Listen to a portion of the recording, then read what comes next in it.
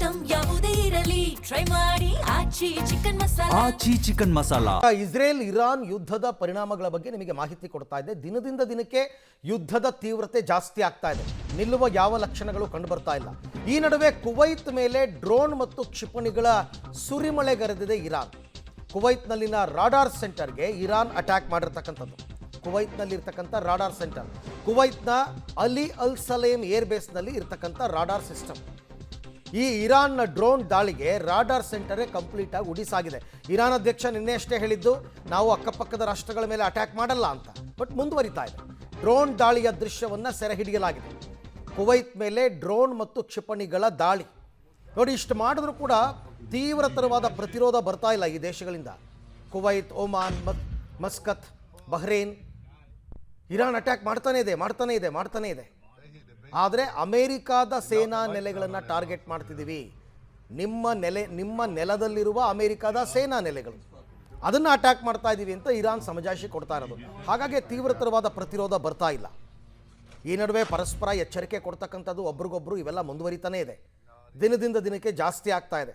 5 ವಾರಗಳ ಯುದ್ಧ ಆಗಬಹುದು ಅಂತ ಡೊನಾಲ್ಡ್ ಟ್ರಂಪ್ ಈಗಾಗಲೇ ಈ ಹಿಂದೆನೇ ಹೇಳಿದ್ರು. ಬಟ್ ಅದು ಇನ್ನೂ ಹೆಚ್ಚಿನ ದಿನ. ಈಗಾಗಲೇ ಮೊದಲ ವಾರ ಮುಗಿದು 2ನೇ ವಾರಕ್ಕೆ ಯುದ್ಧ ಕಾಲಿಟ್ಟಿದೆ. ಸೊ ಯಾವ ಲಕ್ಷಣಗಳು ಇಲ್ಲ. ಈ ನಡುವೆ ಇರಾನ್ ಭೀಕರ ದಾಳಿಯನ್ನು ಎದುರಿಸಬೇಕಾದೀತು ಅಂತ ಎಚ್ಚರಿಕೆ. ಇರಾನ್ನ ಶರಣಾಗತಿಗೆ ಟ್ರಂಪ್ ವಾರ್ನಿಂಗ್ ಅನ್ನು ಕೊಟ್ಟಿದ್ದಾರೆ. ಆದರೆ ಟ್ರಂಪ್ ವಾರ್ನಿಂಗ್ಗೆ ಇರಾನ್ ಡೋಂಟ್ ಕೇರ್. ಖಮೇನಿ ಹತ್ಯೆಗೆ ಇರಾನ್ ಪ್ರತೀಕಾರದ ದಾಳಿಯನ್ನು ಮಾಡ್ತಾ ಇರೋದು. ಆ ದೇಶದ ಸರ್ವೋಚ್ಚ ನಾಯಕನನ್ನು ಕಳ್ಕೊಂಡಿದೆ ಇರಾನ್.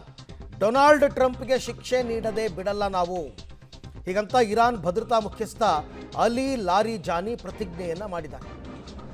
ನೋಡಿ, ಅಮೇರಿಕಾದ ಎಚ್ಚರಿಕೆಗೆ ಡೋಂಟ್ ಕೇರ್ ಇರಾನ್ನ ಪರಿಸ್ಥಿತಿ. ಯಾಕೆಂದರೆ ಅವರು ಜಗತ್ತಿನ ಮುಂದೆ ಒಂದು ಉತ್ತರ ಕೊಡಬೇಕಲ್ಲ. ತನ್ನ ದೇಶದ ಸರ್ವೋಚ್ಚ ನಾಯಕನನ್ನು ಕಳ್ಕೊಂಡಿರೋದಕ್ಕೆ ನೀವೇನಪ್ಪ ಮಾಡಿದ್ರಿ ಅಂತ ಕೇಳಿದಾಗ ಅದಕ್ಕೆ ಇಷ್ಟು ದೊಡ್ಡ ಮಟ್ಟದ ಅಟ್ಯಾಕನ್ನು ಇರಾನ್ ಮಾಡ್ತಾ ಇರ್ತಕ್ಕಂಥದ್ದು. ಇಷ್ಟೇ ಅಲ್ಲ, ನಾನು ಆಗಲೇ ಹೇಳ್ತಾ ಇದ್ದ ಹಾಗೆ ಇದಿನ್ನೂ ಮುಂದುವರಿಯುತ್ತೆ.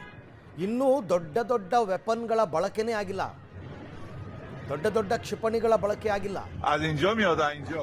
ಈ ಬಗ್ಗೆ ಮತ್ತಷ್ಟು ಮಾಹಿತಿ ನನ್ನ ಕೊಲೀಗ್ ಶಬೀರ್ ಅವರಿಂದ ಪಡ್ಕೊಳ್ಳೋಣ. ಶಬೀರ್, ಯುದ್ಧ ಆರಂಭ ಆದಾಗಿಂದಲೂ ಕೂಡ ಡೊನಾಲ್ಡ್ ಟ್ರಂಪ್ ಇರಾನ್ಗೆ ಎಚ್ಚರಿಕೆ ಕೊಡ್ತಾನೆ ಬರ್ತಾ ಇದ್ದಾರೆ. ಆದರೆ ಇರಾನ್ ಕೂಡ ಜಗತ್ತಿಗೆ ಒಂದು ಮೆಸೇಜ್ ಕೊಡಬೇಕಲ್ಲ.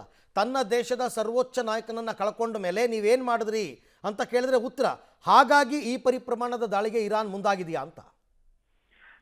ಖಂಡಿತವಾಗ್ಲೂ ಅರವಿಂದ್, ಆಯತುಲ್ಲಿ ಅಲಿ ಖಮೇನಿಯ ಹತ್ಯೆಯಾದ ಬಳಿಕ ಇರಾನ್ ತೀವ್ರ ಸ್ವರೂಪದಲ್ಲಿ ತನ್ನ ದಾಳಿಯನ್ನ ಮುಂದುವರೆಸಿದೆ.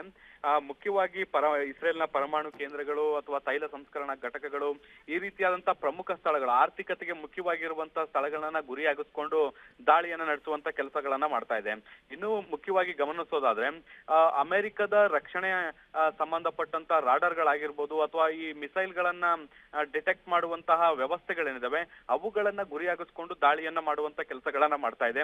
ಮುಖ್ಯವಾಗಿ ಗಲ್ಫ್ ದೇಶಗಳು, ಕತಾರ್ ಆಗಿರ್ಬೋದು, ಬಹ್ರೇನ್ ಆಗಿರ್ಬೋದು, ಈ ಪ್ರದೇಶಗಳಲ್ಲಿರುವಂತಹ ಅಮೆರಿಕದ ಮಿಲಿಟರಿ ಬೇಸ್ಗಳೇನಿದಾವೆ ಅವುಗಳ ಮೇಲೂ ಕೂಡ ದಾಳಿಯನ್ನ ನಡೆಸ್ತಾ ಇರುವಂತದ್ದು. ಈವರೆಗೆ ಸರಿಸುಮಾರು ಒಂದು 30,000 ಕೋಟಿಗಿಂತ ಅಧಿಕ ನಷ್ಟವನ್ನ ಅಮೆರಿಕಕ್ಕೆ ಮಾಡಿದೆ. ಈ ಯುದ್ಧಕ್ಕೆ ಅಮೆರಿಕ ಖರ್ಚು ಮಾಡುವಂತದ್ದು ಬೇರೆ, ಅದನ್ನ 30,000 ಕೋಟಿಯಷ್ಟು ಆರ್ಮಿ ಎಕ್ವಿಪ್ಮೆಂಟ್ ಗಳನ್ನ ಕೂಡ ನಷ್ಟ ಮಾಡಿದೆ ಅನ್ನುವಂಥದ್ದು ಕೂಡ ಗೊತ್ತಾಗ್ತಾ ಇರುವಂತದ್ದು. ಆ ಮೂಲಕ ಅಮೆರಿಕಕ್ಕೂ ಕೂಡ ದೊಡ್ಡ ಆರ್ಥಿಕ ಹೊಡೆತವನ್ನು ಕೊಡುವಂತ ಕೆಲಸವನ್ನ ಇರಾನ್ ಮಾಡ್ತಾ ಇದೆ. ಇದ್ರ ಜೊತೆಗೆ ಅಮೆರಿಕ ಕೂಡ ಇರಾನ್ಗೆ ಎಚ್ಚರಿಕೆಯನ್ನ ಕೊಡುವಂತ ಕೆಲಸವನ್ನ ಮಾಡ್ತಾ ಇರುವಂತದ್ದು. ತೀವ್ರ ಪರಿಣಾಮವನ್ನು ಎದುರಿಸಬೇಕಾಗತ್ತೆ ಅನ್ನುವಂತ ನಿಟ್ಟಿನಲ್ಲಿ. ಆದ್ರೆ ಇದಕ್ಕೆ ಯಾವುದಕ್ಕೂ ಕೂಡ ಡೋಂಟ್ ಕೇರ್ ಮಾಡುವಂತ ಕೆಲಸವನ್ನ ಕೂಡ ಈಗ ಇರಾನ್ ಮಾಡ್ತಾ ಇರುವಂತದ್ದು. ನಮ್ಮ ನಾಯಕನನ್ನ ಎದುರು ಹಾಕೊಂಡ್ರೆ ಅಥವಾ ಹತ್ಯೆಯನ್ನ ಮಾಡಿದ್ರೆ ನಮ್ಮ ಪ್ರತಿಕ್ರಿಯೆ ಹೇಗಿರುತ್ತೆ ನೋಡಿ ಅನ್ನುವಂಥದ್ದು ಒಂದು. ಎರಡನೇದು, ಅಮೆರಿಕ ಅಧ್ಯಕ್ಷ ಕಂಡೀಷನ್ ಹಾಕಿರುವಂತದ್ದು ಬೇಷರತ್ ಕ್ಷಮೆ ಯಾಚಿಸಬೇಕು ಮತ್ತೆ ಶರಣಾಗತಿ ಆಗಬೇಕು ಅನ್ನುವಂತಹ ಸಂದೇಶವನ್ನ ರವಾನಿಸಿದ್ದಾರೆ.